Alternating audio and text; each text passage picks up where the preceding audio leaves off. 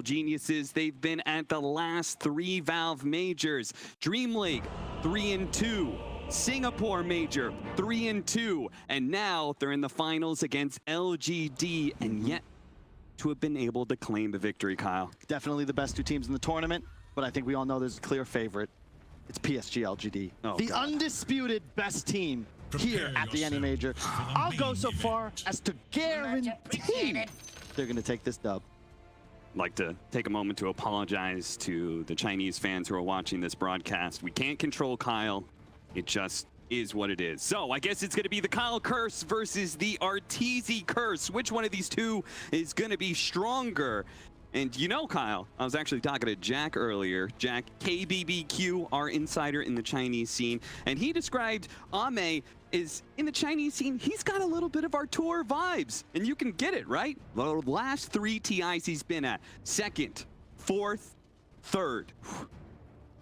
I mean, he was removed from LGD and then invited back because they realized that you just can't replace him. No. Who has the guts to pick an axe for himself in the first game of a Grand Final BO5? This is another player notable for losing a 5th game of a Grand Final Best of 5 with a last pick ANIMAJOR for himself. Trying to do his best burning impression, but many throughout the years have tried and failed to do just that. Either way, like the draft from both sides, pretty balanced.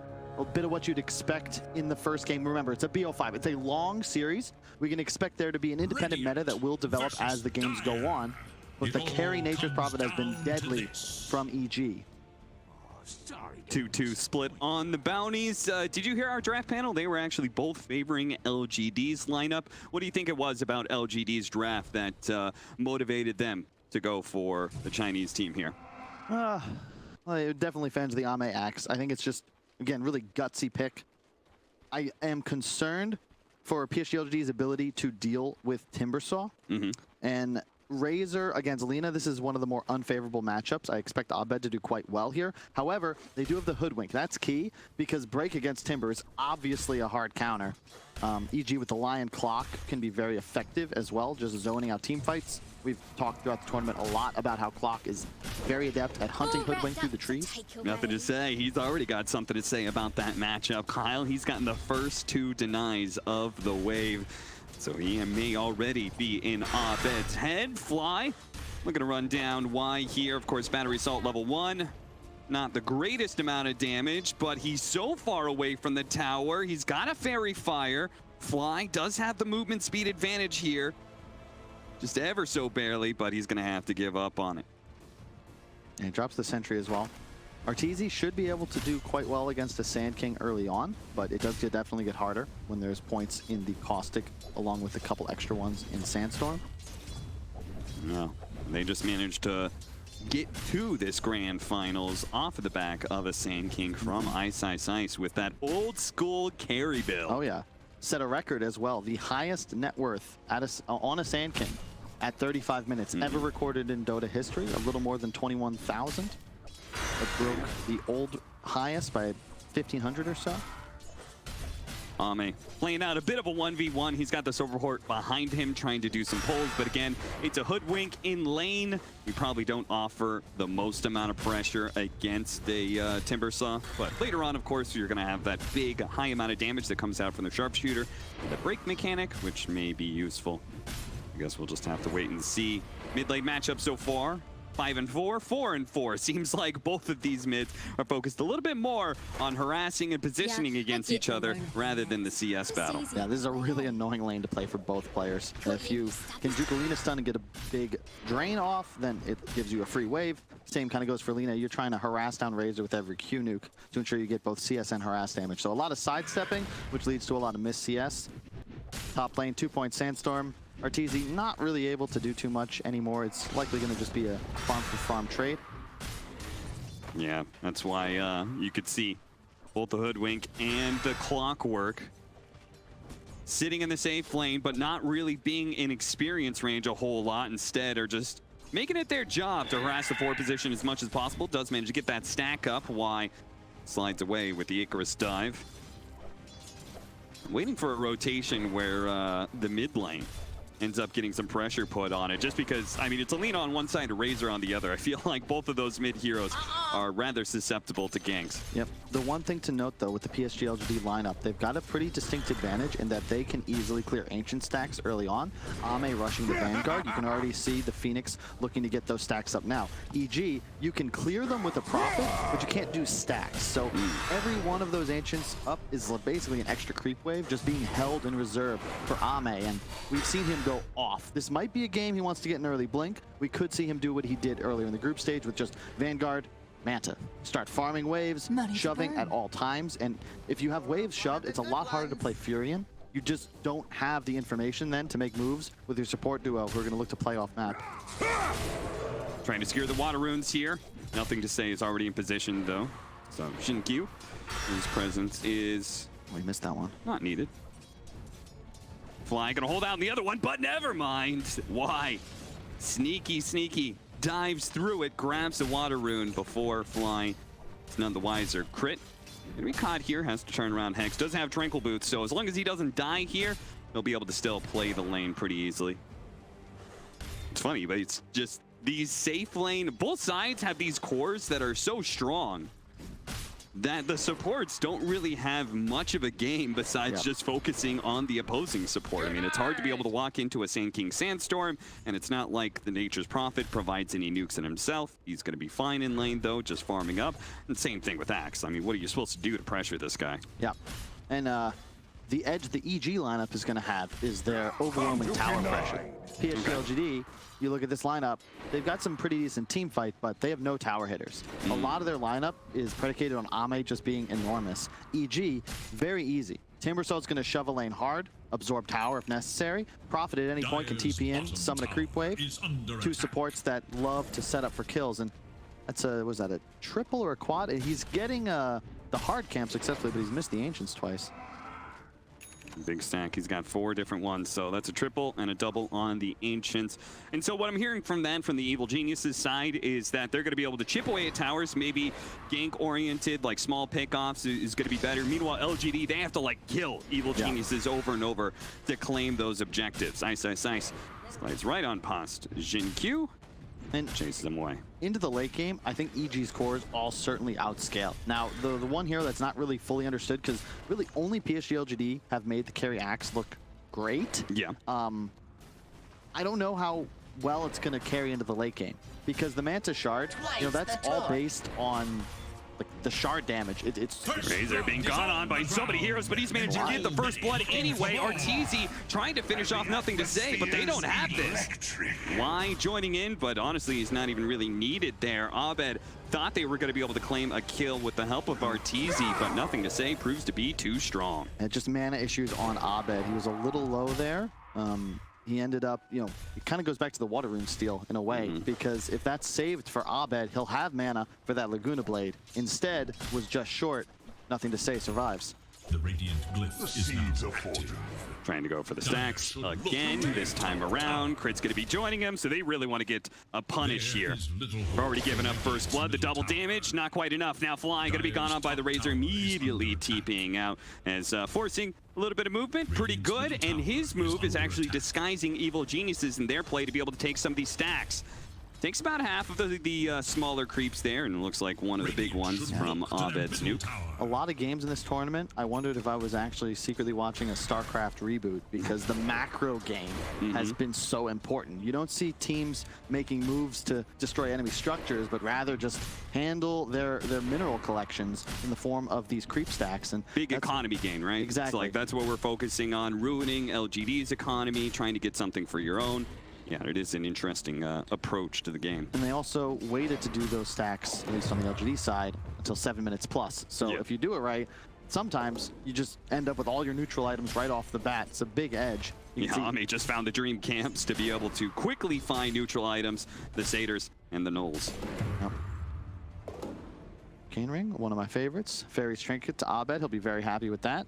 And you can see both teams are like, all right, 7 minutes, everybody, All right, get the free items, and then we'll resume and look to get things done. Love the warding from PSG.LGD. If you want to check it out, it's just 3 wards all securing different lanes. It's defensive. You just want to read EG's movements because they're the team that'll make plays for towers. They're the ones who are going to attack objectives. And PSG.LGD throughout this tournament have been really good at picking their battles well. They will let specifically this tier 1 safe lane go if they don't feel like they're in a position to deal with it.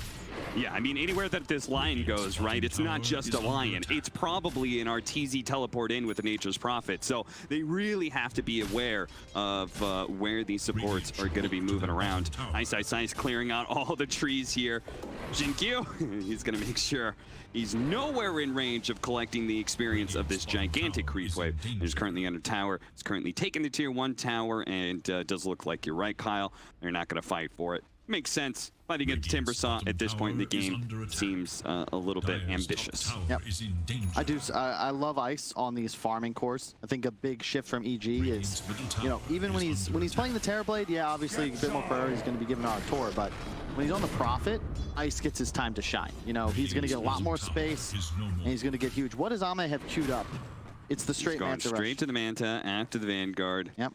As is per usual for the Chinese Axis. It's a big reason why LGD managed to make it look the best coming from the region that created this. I was thinking maybe he waits for the blink. Like, we've seen this before. Yeah. They will have issues trying to make plays, but I think he's got the right read where for them to win this game, they need a crazy sick timing at his shard. And that's what they're going to need to then use to get a game-winning advantage, because the EG lineup will outscale past that. Shard and spin damage does not scale. Sprout doesn't work against the Hoodwink. Scurries right through those trees. Now scouted out, but EG, will they be able to pressure? In early tier 2, very important because of the denial of the outpost. Start grinding out an XP lead. Regeneration.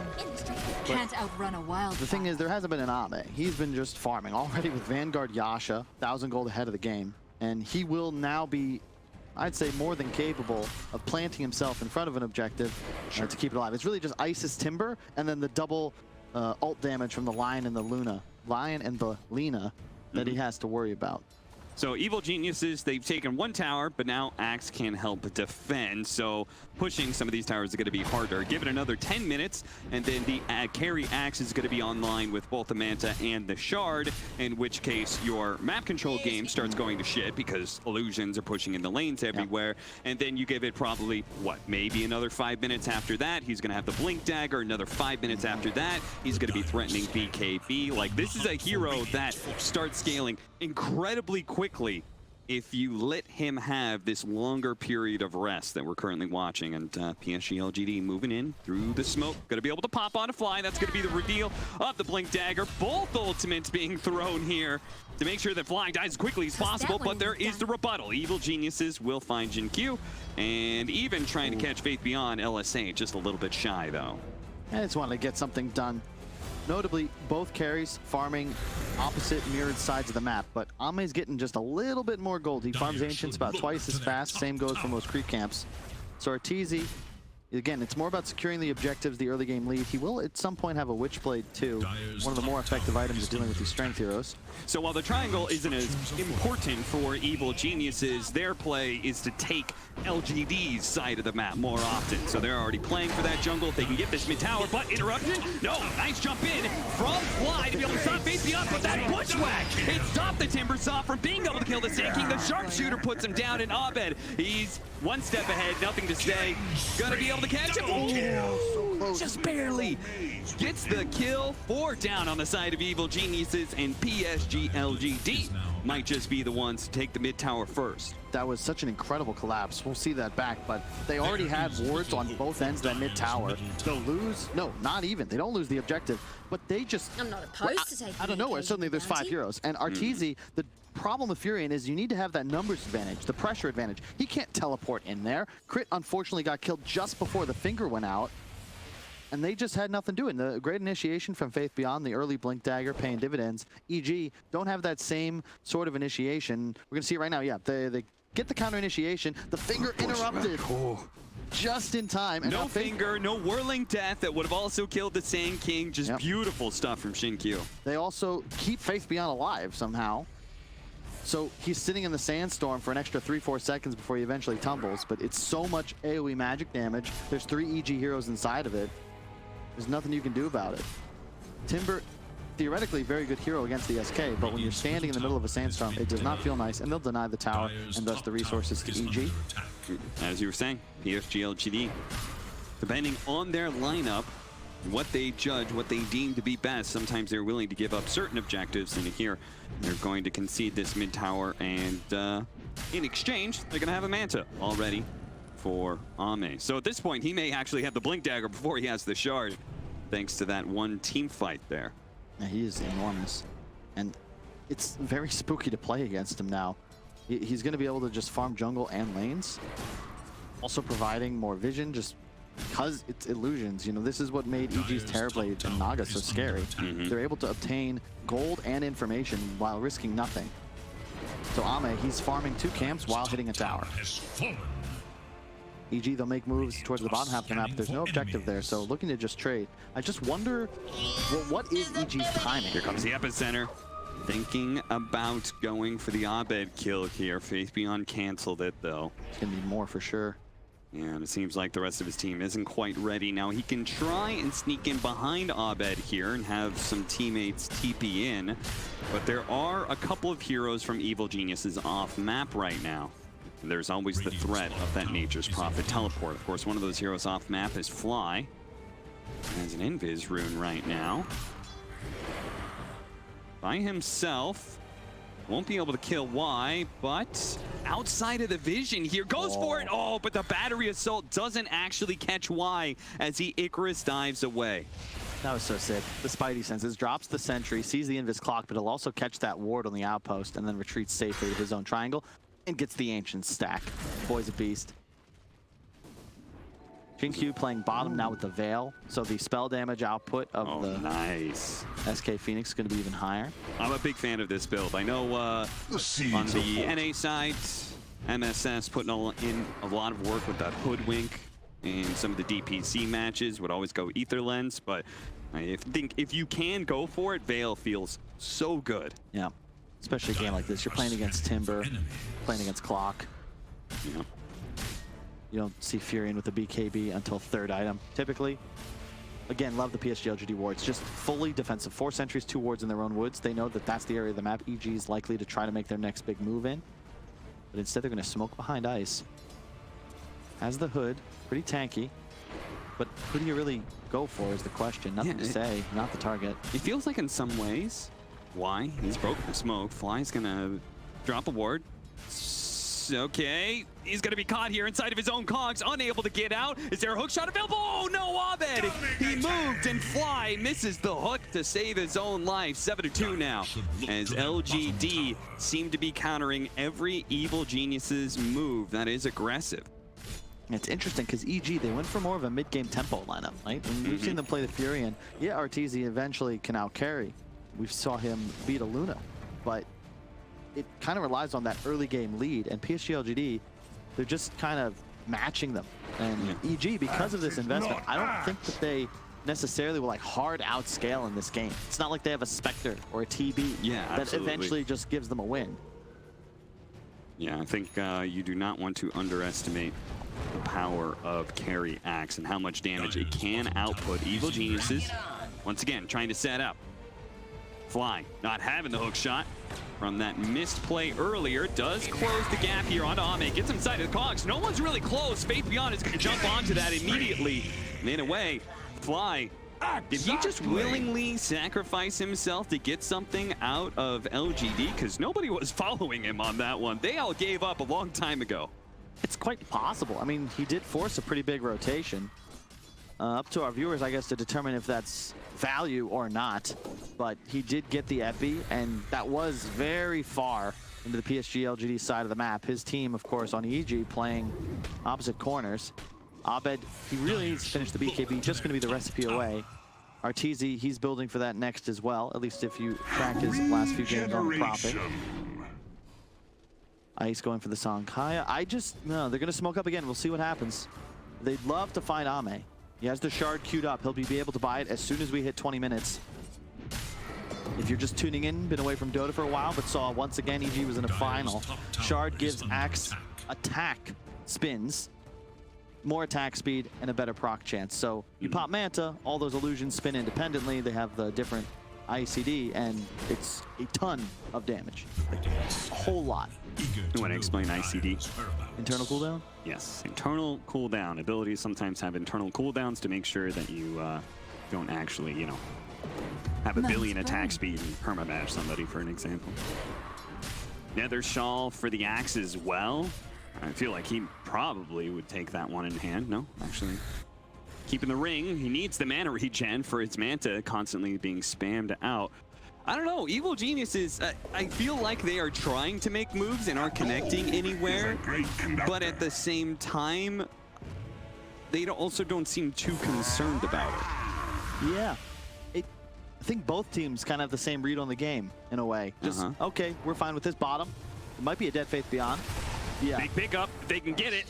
Double ultimates there from Crit and Abed. Finger of Death and Laguna Blade is certainly enough to kill most of the offlaners in the game, and Faith Beyond is no exception. Yeah, there's been a lot of discussion in the green room. Fog specifically talking about how burst damage just feels incredibly strong. Sustained DPS hard to come by, but you know, you can't really ask for more burst from a combo. Yeah. With the two highest damage ultimates in the game just able to go pop. Running those Manta illusions into the jungle. Call onto the Timbersaw, Bushwhack follow-up.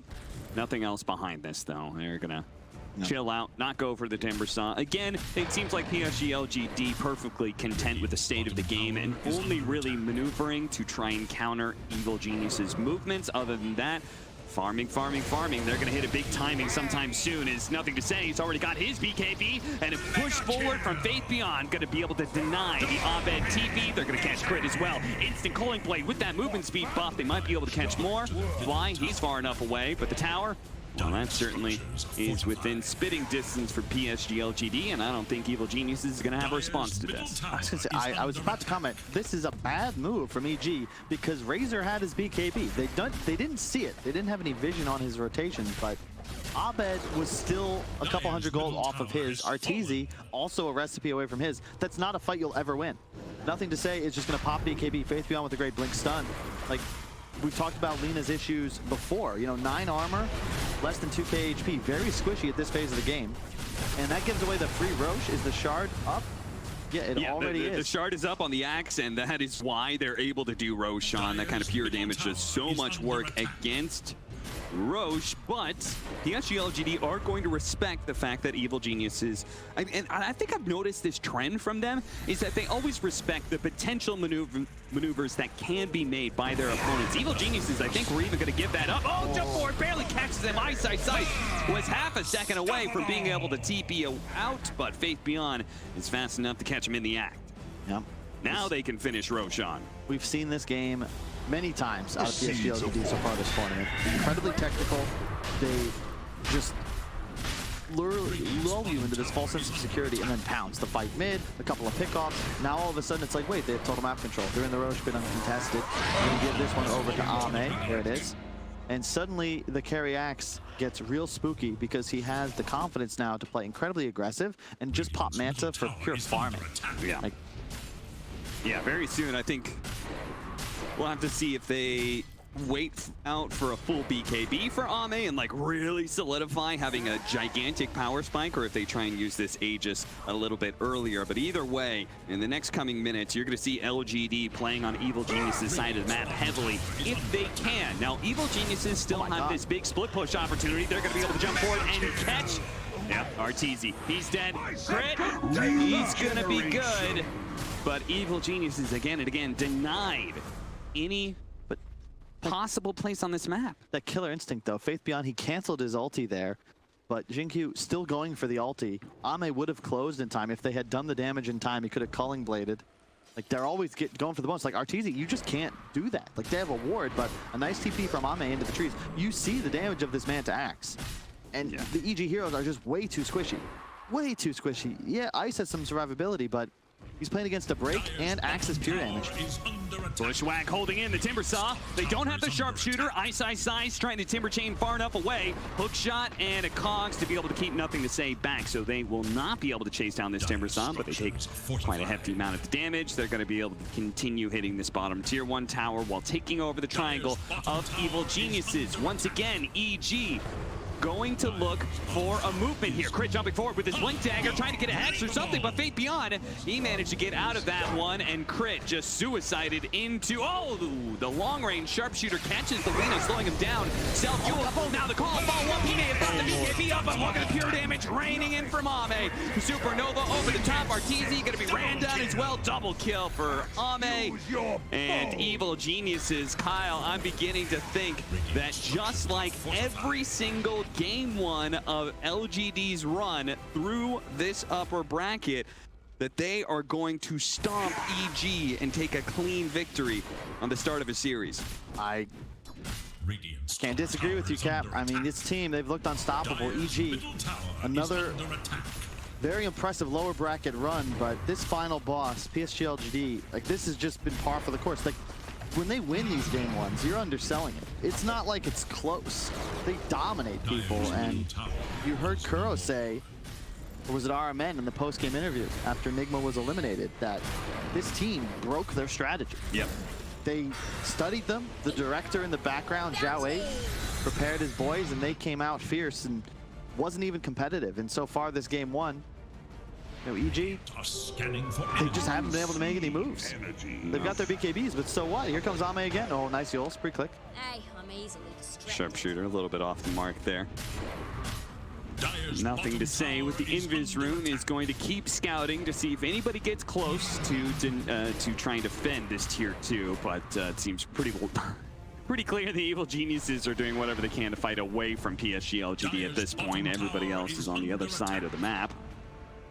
And that's why Q, he's going to show himself, knowing that perhaps Bounty Runes and the Triangle is a play here. Turn around, Finger Death being pumped. Grit thinks maybe they have it with Arteezy, but no, Q, oh, a long-range hook shot. Dots meant to catch him, and he caught Y inside of that one as well. Double kill for Fly, but that's the only good bit of news for Evil Geniuses, since Ame is running down Arteezy, trapped by the Sprout. He's not going to be able to catch him. A TP out from Artur. He resets the team fight. Ame looks, but indeed, Arteezy magicianed himself away back to the fountain.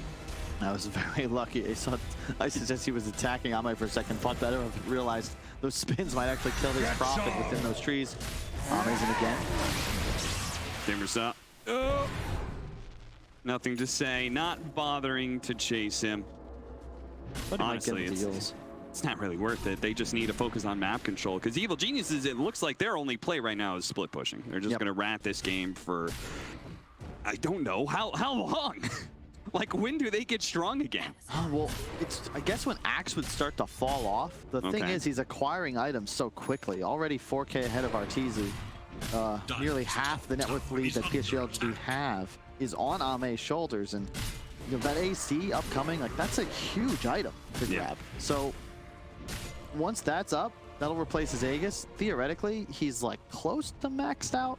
Yeah, I do think I've played around with this Axe concept quite a bit since it was first being run in the DPC for China, and it definitely feels like AC is your last really big power spike. Yeah. You're still going to be strong. Again, don't underestimate the power of this hero still going late game, but good play by Arteezy.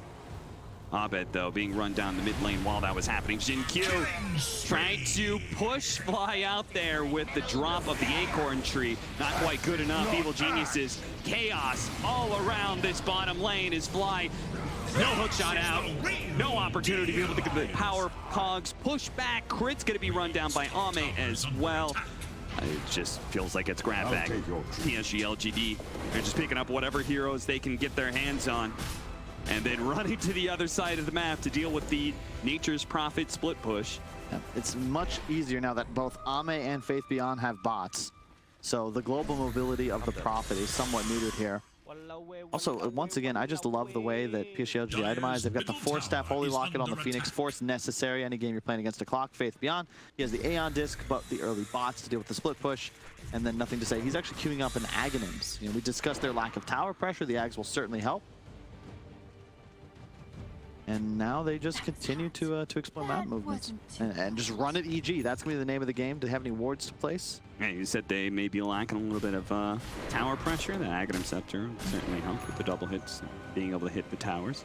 All right, tier 3 items are out. Evil Geniuses, knowing that this 27-minute mark usually means that players are split up and farming neutral items in an attempt to get those French tier 3s, are going to smoke and push and see if they can get a pick off somewhere around here. Now, Faith Beyond would be a nice target.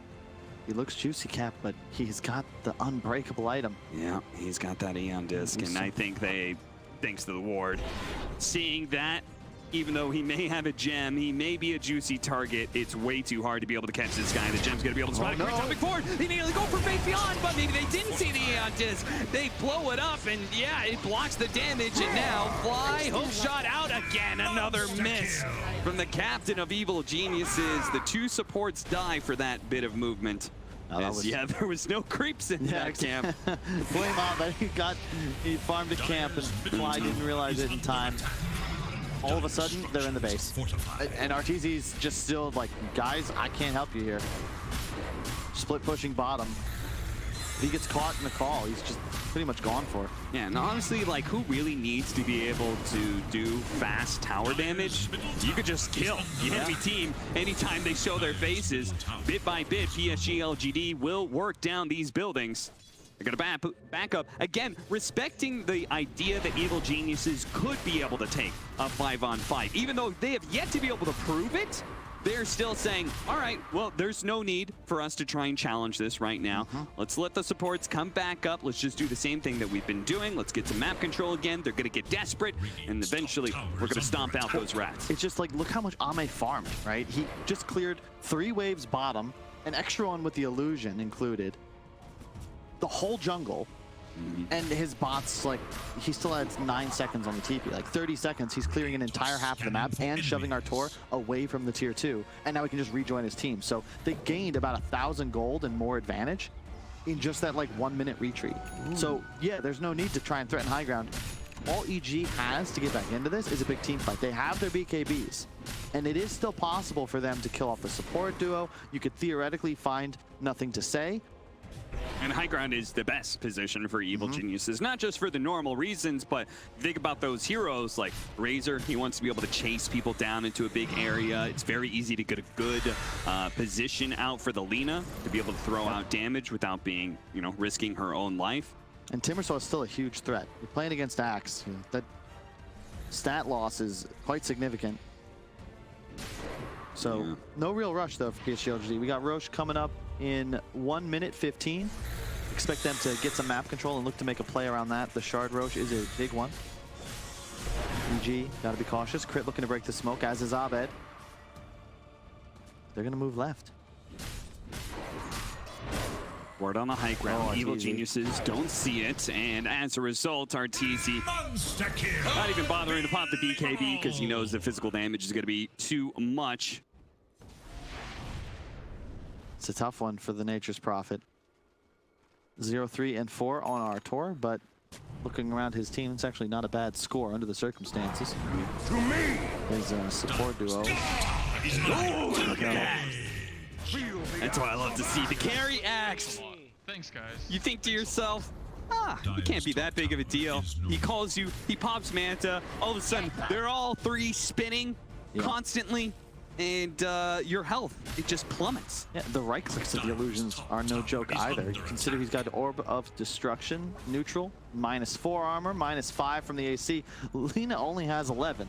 And that's just a free rack. So they got kills on 2 cores and 2 side lanes, then take mid racks. Just utter domination around the map by PSG.LGD. I don't know what you do if you're EG here. Pretty sure you call GG. Yes, if Lacoste were, he would say that exactly. Enter, GG, enter once again. There really just isn't much left to do. Game plan a bit better, come back stronger. You get 15 minutes. Game 2, maybe a different game plan, maybe a different hero. Maybe you ban Axe. It does seem quite powerful, uniquely in PSG.LGD's hands when you consider Faith Beyond. He'll happily play it as an offlaner, but they can so easily shift it to carry on their last pick. Yeah, absolutely. And they just went all in on this power spike around 20 minutes, but maybe that mid-team fight, if you had a do-over EG, perhaps you just don't take that. Because that really felt like the moment PSG.LGD obtained all momentum. One last fight, perhaps. Throw shot.